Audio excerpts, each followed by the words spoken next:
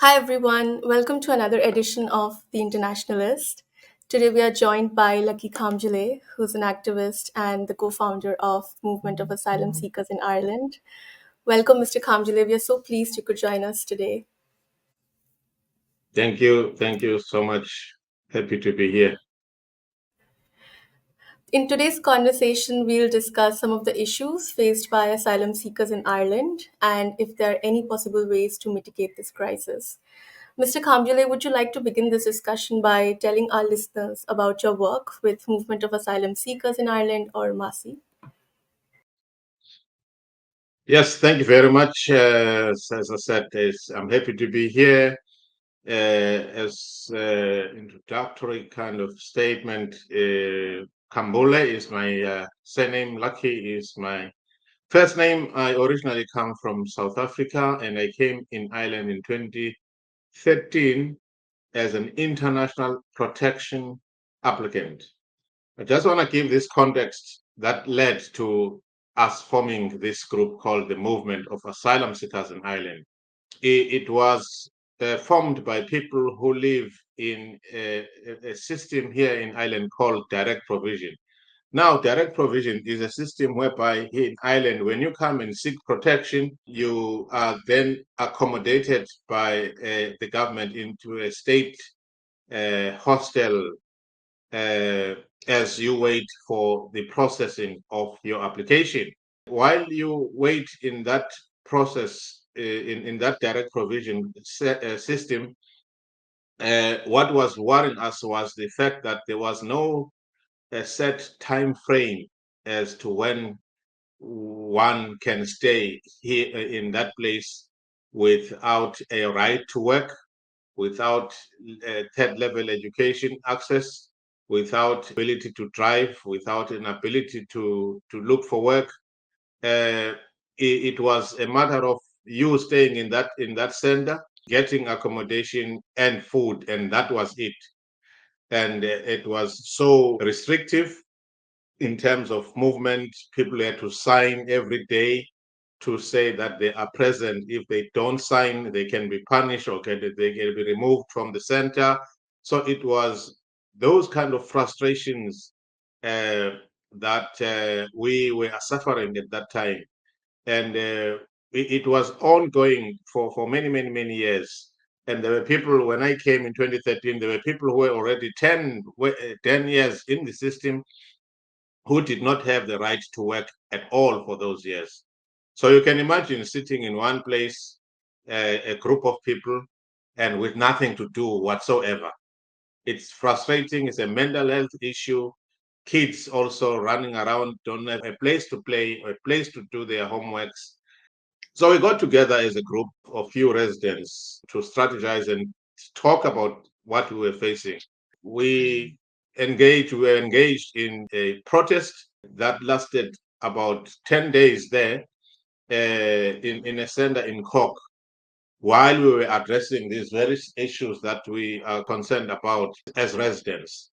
In those 10 days where we took over the center as residents to make sure that the demands that we already submitted to the department were listened to and worked on. And hence the strike lasted for that long.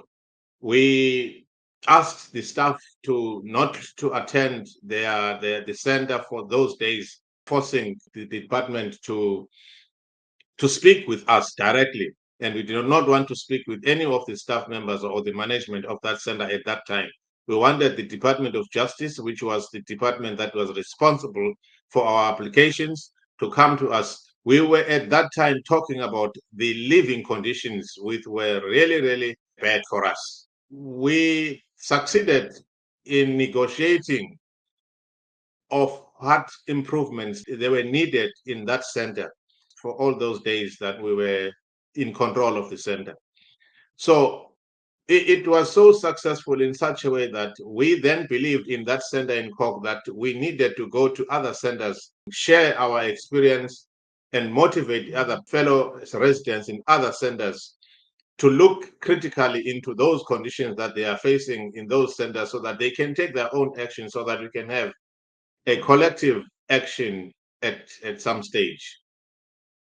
In us doing that, we felt then that since it was us from Cork that was initiating all this, but now in order for it to be inclusive of all the residents within Ireland, we then called ourselves the Movement of Asylum Seekers in Ireland. All right. So that's how we were formed. And our main objectives was one, to get rid of this system that was incarcerating people for so long, and to give people the right to work, the right to drive, the right to open banking accounts, and right to education. All right. So all I can say is that from 2018, the right to work was granted to asylum seekers through the courts, and all the protests and everything that we did to make sure that the government listened to us. And I can say now, people that come in the country within 6 months can get the right to work, and people, they can also access driving licenses, even if their cases have not yet been heard. They can open bank accounts. So there is a huge change in terms of what the life of an individual should be when they come into a country and stay longer. And also what we were pushing for the system to have a quicker way of assessing and giving decisions on people that seek protection, so that people are not left in limbo for a long, long time. Because we felt that at one stage, once one person said in our group was that in Ireland, if you are convicted of a murder, you know that you've got maybe a 5-year sentence. But when you are in direct provision, you don't know what your sentence would be. It can be 5 years, it can be 10 years. And within that time, your life is on hold. That was the most frustrating thing for us. So that's how MASI was formed. And we continued to work with the new asylum seekers that are coming in the country to make sure that they do understand the process that they engage in of the immigration and the asylum process, and what services are available in various quarters. Depending, if a person wants to go education, we are there to guide them as to what is it that they can do in order to get to education. If they want to get employment, to employment, we've got a path, what a person can do in order to get to employment, how to apply for that work permit, and to explain the whole process. We've got information sessions that we hold on regular basis to make sure that we give latest information about things that are happening within the asylum process. Every Tuesday evening at 8 o'clock, we call everybody on Zoom, and we listen to the issues that they are facing into their centers and address them and help them to make sure that they can address them in their own way, like we did in Cork when we first started.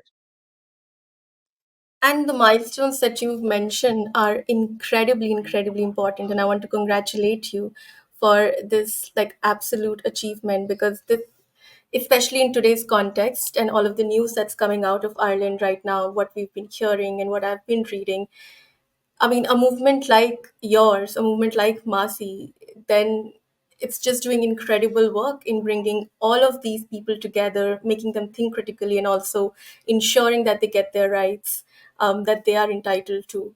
And I mean, talking about the news that is coming out of Ireland, I mean, whatever research that I've been doing for our conversation today, there is a sense of this growing anti-immigrant sentiment in Ireland today, I think. And just recently, November 2023, Dublin witnessed the most violent riots. I wanted to ask you, why is the situation so dire in Ireland today?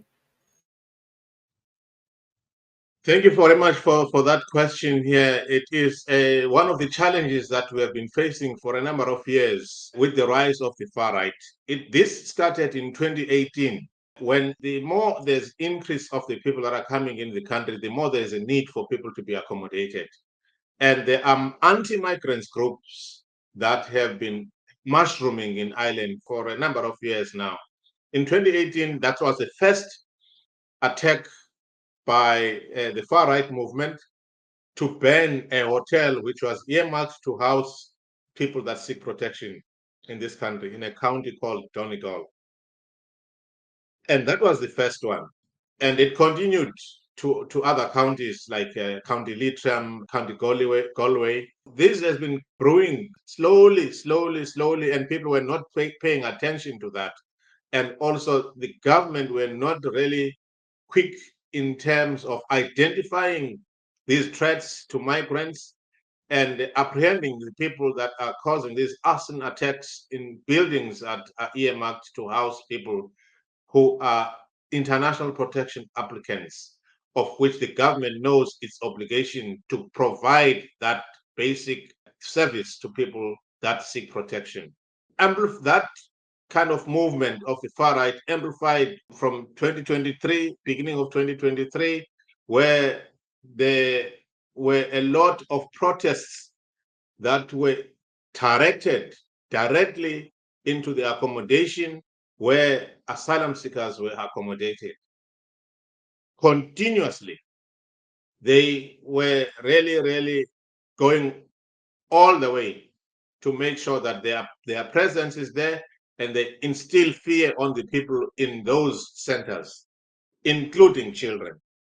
And the false narrative that they've been driving in terms of they don't mind housing the people that are coming from Ukraine. They don't want people to coming from other countries where there are no wars, in their own small understanding of the movement of the people, and also targeting men as a threat to society in Ireland.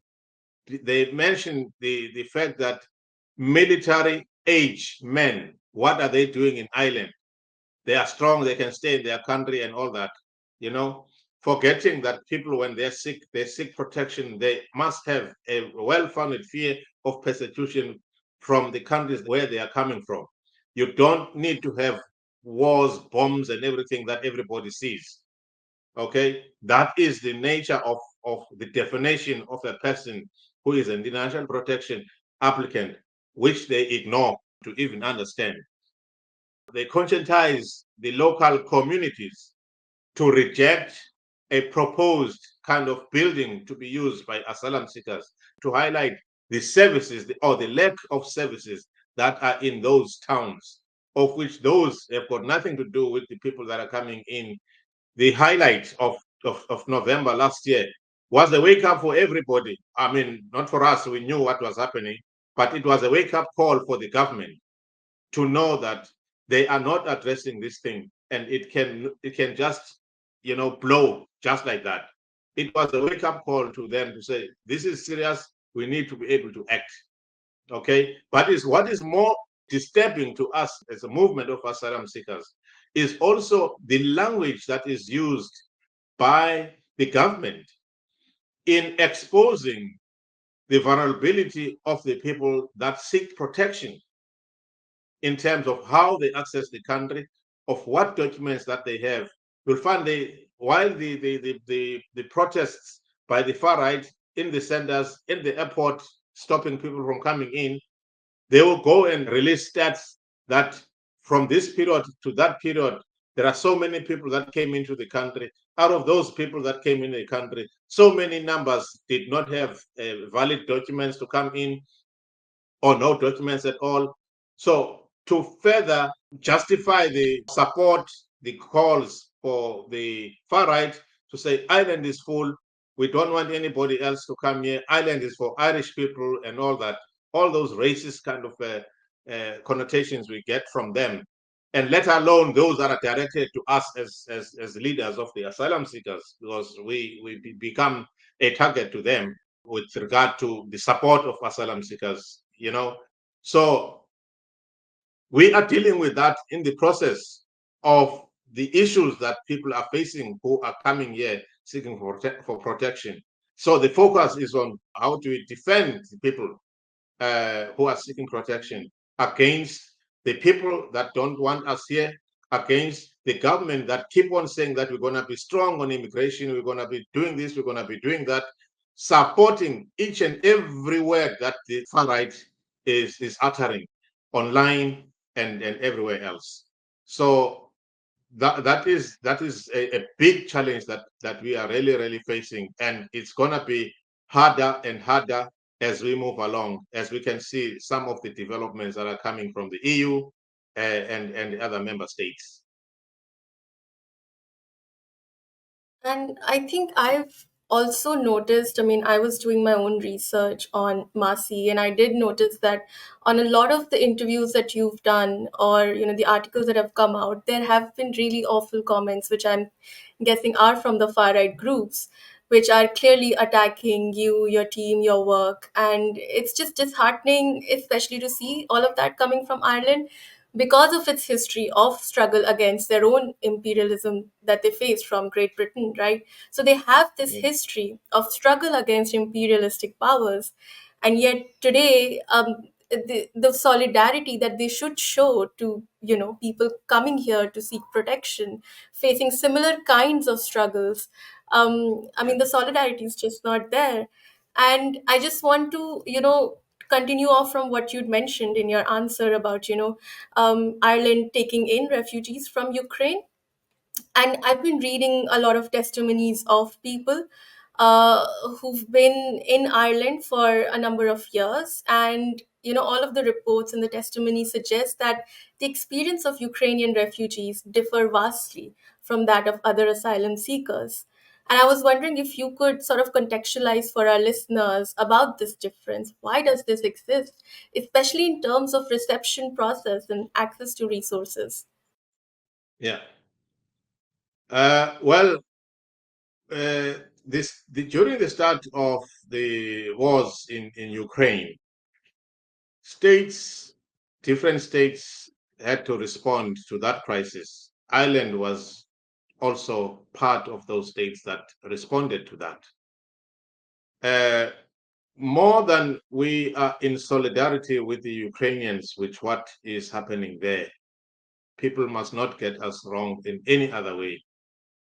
And but we felt that when the government approached this response to this crisis, ignored the people who are international protection applicants and refugees in Ireland, and created, knowingly or not, a two-tier system whereby a person, they firstly they waived the visas for people that came from Ukraine, who are Ukrainians, and it was also evident in terms of the non-Ukrainian Ukrainians, or the people that were in Ukraine, whether students or naturalized in Ukraine, who were not Ukrainians, who were Africans that were there, based there, who were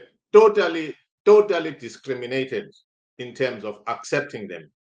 I remember there was a family whose children were stuck in Poland, trying to come into to Ireland. It was a struggle. It was a struggle. It was a Nigerian family that was stuck there.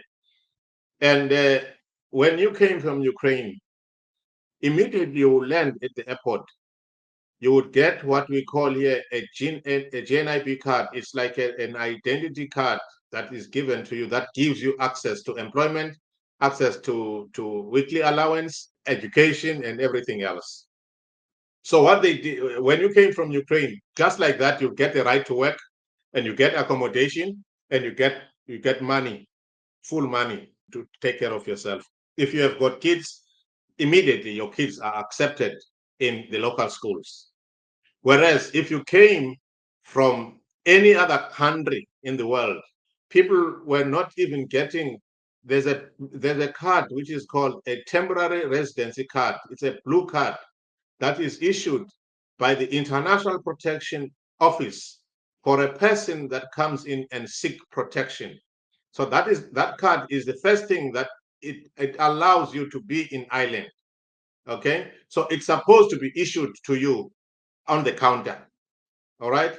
So, but during this time of Ukraine, It took the IPO 3 to 6 months to even issue that card.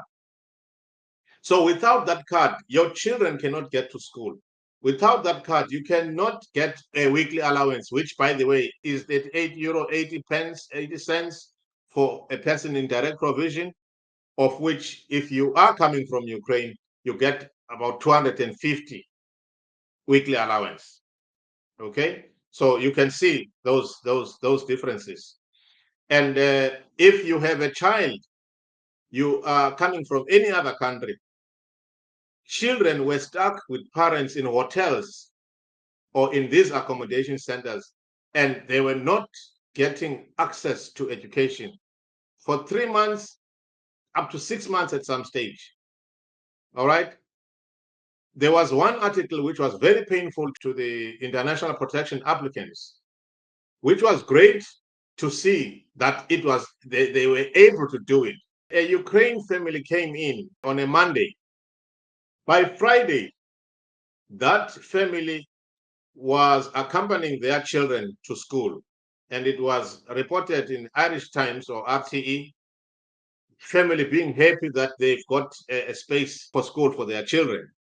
What was paining is that there were kids who were stuck in hotels for 3 months with no access to education. So where do you draw that balance? When the Taoiseach questions are put on him, because we were vocal about these differences, and the Taoiseach, the former Taoiseach, issued a statement to say that we respond quickly when the cry is from our neighbors. So that statement said it all as far as we are concerned. Everybody else is a non-existent person in the eyes of the Taoiseach. But because Ukraine is our neighbors, so we will treat them the way that we will treat our neighbors. So that statement stuck with us, and it's going to stay with him wherever he is. It will continue to haunt him because we'll keep on reminding him of what he deliberately created, those two-tier systems. And the organizations and the groups that were aimed to help Ukrainians, they were specifically told when they were getting the fundings that for that, even if in a hotel, a hotel is housing asylum seekers and Ukrainians, they were not supposed to even listen to any problem, to any issue that is coming from the international protection applicants. Theirs were to deal with people that are coming from Ukraine. So it was engraved into the communities, into the groups, charities, and all that, to treat people differently. Hence, we have the same situation up to now, whereby people that are coming from Ukraine are still getting accommodation. People are coming in other countries, especially men. Almost 2,000 of the men are sleeping rough in the streets in Dublin as we speak. We have to deal with those frustrations from the guys that don't have anywhere to sleep, sleeping in tents, snowing, raining, and all that. No food, no sanitation, no nothing. Right as we speak, our team is busy preparing food to go and serve. We're going to go and serve them this evening for their supper, warm food. It's something that we don't need to be doing. It's a government obligation to do so, but we can't let people die in the streets. There are so many volunteers that are doing a great job here in Ireland to make sure that the guys get at least those basic services that we can get moving forward. Yeah. So that's what I can say about that difference. And I'm just like, I can't even comprehend that if you are seeking protection elsewhere and to arrive in the country, and then also to be faced with such difference in access to basic resources, like you said, accommodation, sanitation, food. It's not something, if somebody has escaped, an already difficult life, that they should also just come here and struggle for those basic necessities as well. And I mean, again, congratulations to your team for doing such an amazing job of taking care of people and, providing them with, you know, like warm food and also comfort, and also knowing that there is a community here that will listen to them and also, show up for them. It's I mean, yeah, it is government's job, but I just can't comprehend just having to go through so much difficulties in just accessing sanitation, food, accommodation, education. So yeah, I've also been reading the testimonies of asylum seekers for the past few weeks. And I mean, the sheer psychological toll, this prolonged uncertainty, food precarity must take, and it's also sort of restricts your freedom. You cannot really make a lot of decisions. You don't have any autonomy, and you're already in a foreign country. And I wanted to know, is government making any systemic changes to ensure a more compassionate, efficient asylum system that at least provides dignity to all the individuals that arrive in Ireland to seek protection?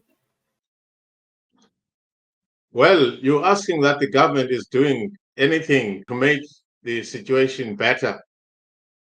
What I can say to you is that the best response that the government thinks that they need to do is to outsource the asylum process to other countries.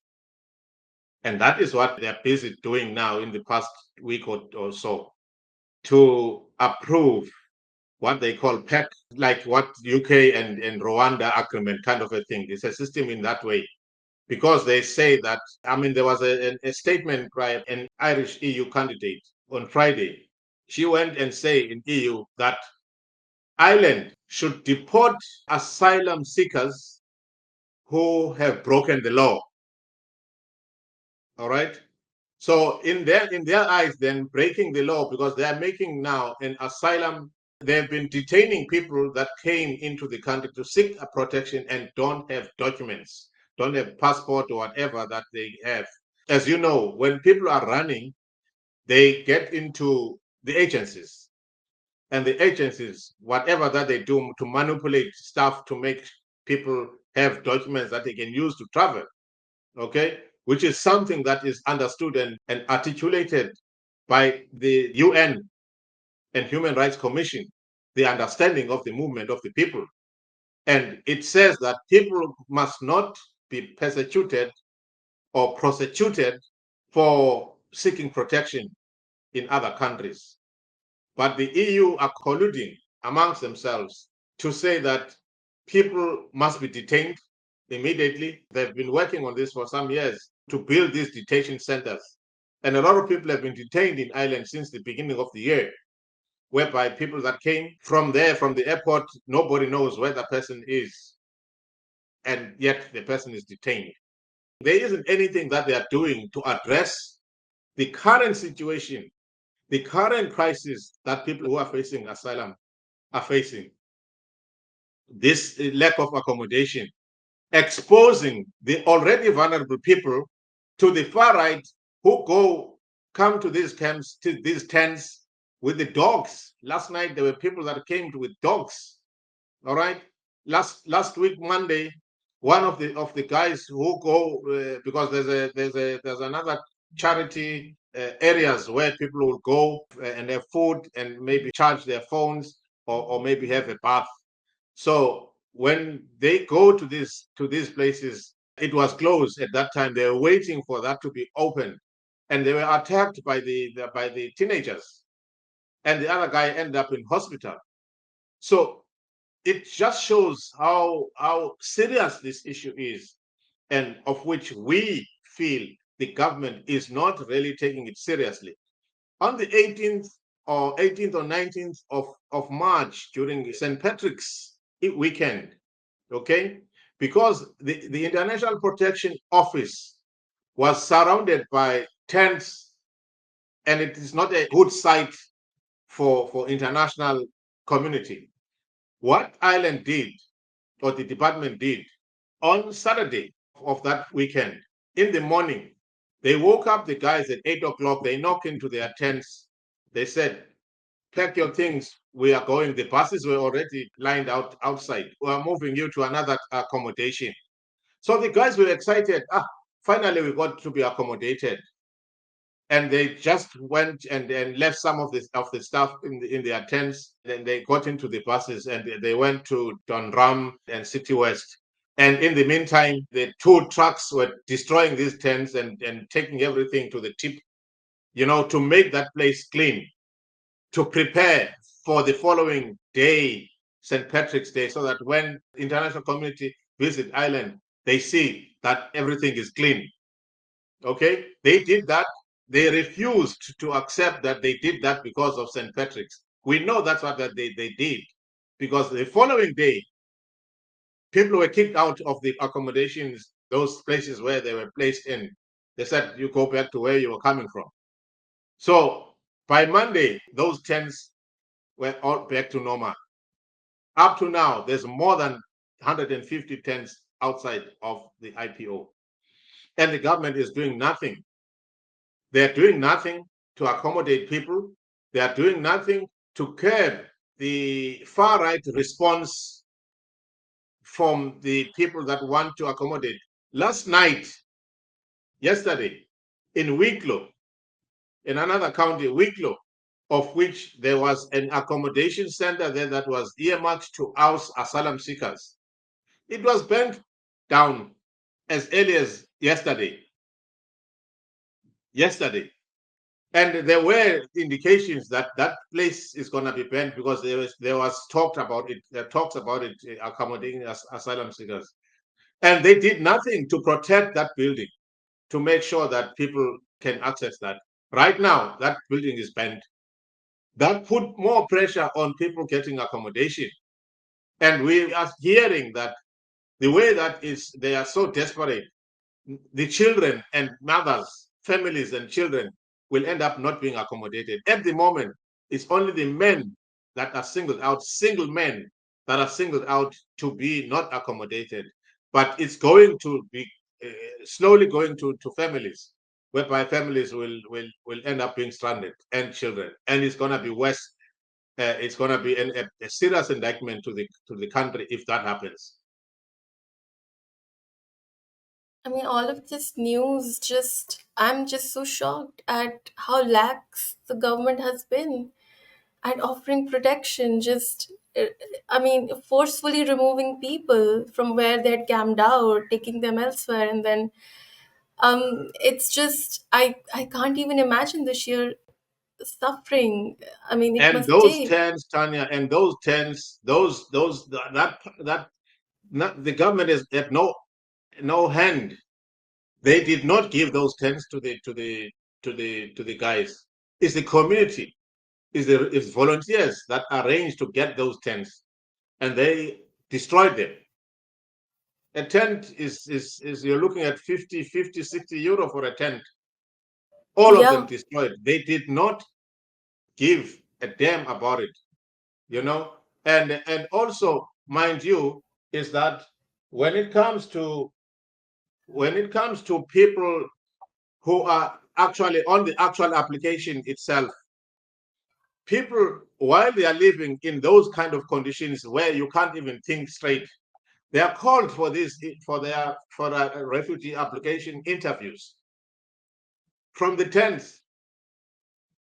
Where do you get the chance to even prepare yourself mentally to exactly. go to a serious interview like that? Sometimes with no solicitors at all to have looked into your case.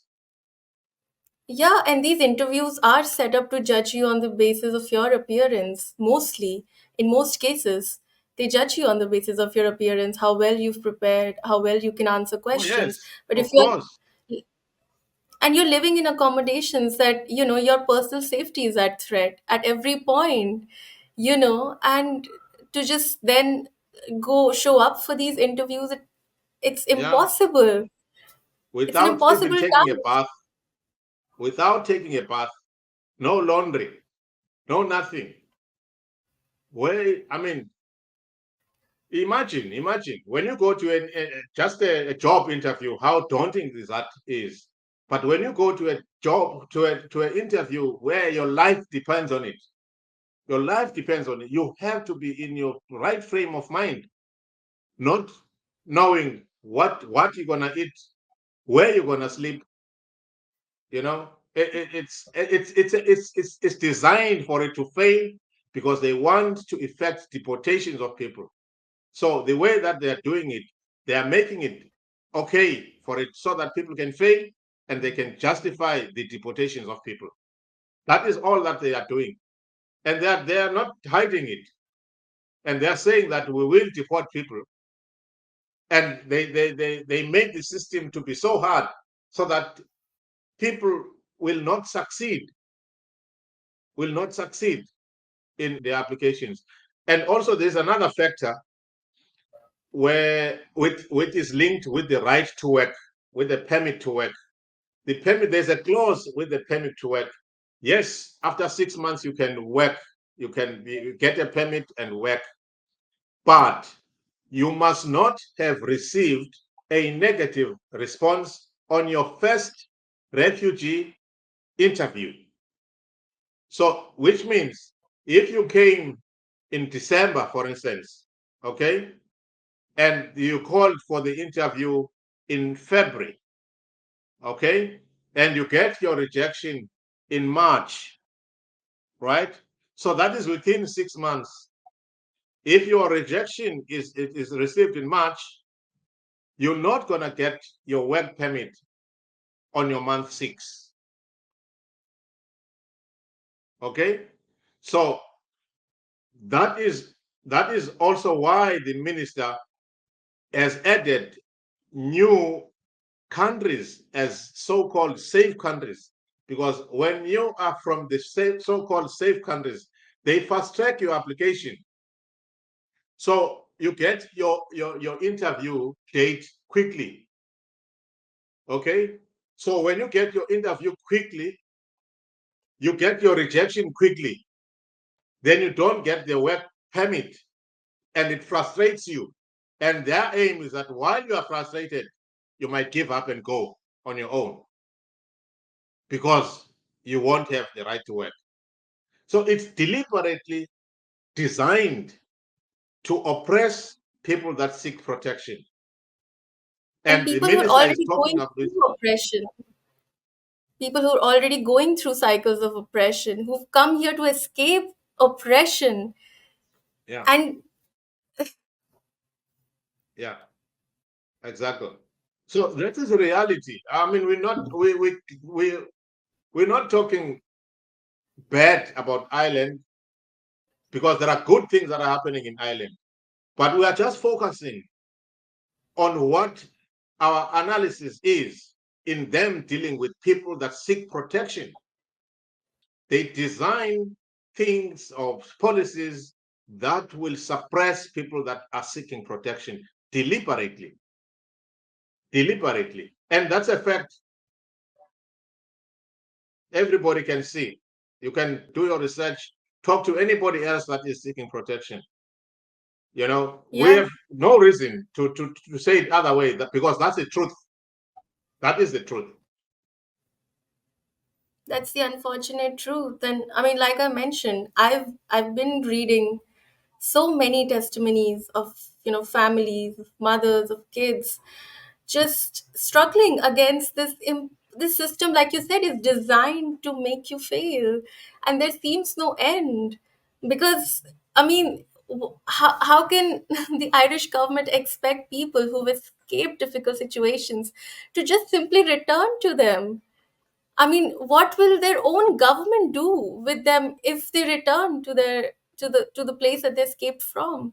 It's impossible. And I mean, I'm going to leave information for our listeners about the work that MASI has been doing in our in our description box, so our community can also sort of rally behind you and the whole movement, and see the ways in which they can also contribute in amplifying the voices of asylum seekers in Ireland. And I hope the people who are also watching this conversation will also find some strength in your words, Mr. Khambule, and the work that you've been doing, and your efforts, and the way you've been rallying behind people who so desperately need all kinds of community help right now. I mean, it's really commendable, and I really want to thank you for making the time today, and joining us and sharing your wonderful insights. I mean, I had a lot to learn today, and I'm sure our community did as well. No, thank you for that. So we are happy to share because really we are a community-based organization. We are not an NGO. We are not registered. We're just a grassroots organization that works on the grassroots level. We go to places where people who have power don't go.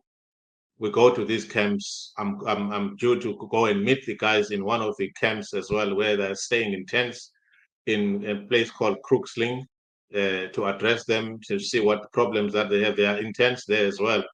So it's the work that we do, and we are not funded by anybody, by any government. It's all we do, our own fundraising from people that are seeing our work and appreciate and want us to carry more, to move from one place to another. When we buy stuff and cook, it's all coming from the general public, that put in a euro there, €5 there, €10 there. It helps us to keep going. So our website is there for people to also support, give us a message of support. It's a www.masi.ie. Follow us there, and we are on Instagram, we're on X, we are on Facebook. Follow us. We need that support. We need that moral support. We need words of encouragement. As you know, that we are demoralized by the actions that are coming from the far right, and sometimes from the government. So we need each and every support that can come our way, be it a sentence, be it a euro, be it whatever that people can do to support us. We'll much welcome that. Thank you so much for sharing the information as well. And once again, thank you so much for joining me and sharing your insights. I appreciate your Thank time you. and insights so much.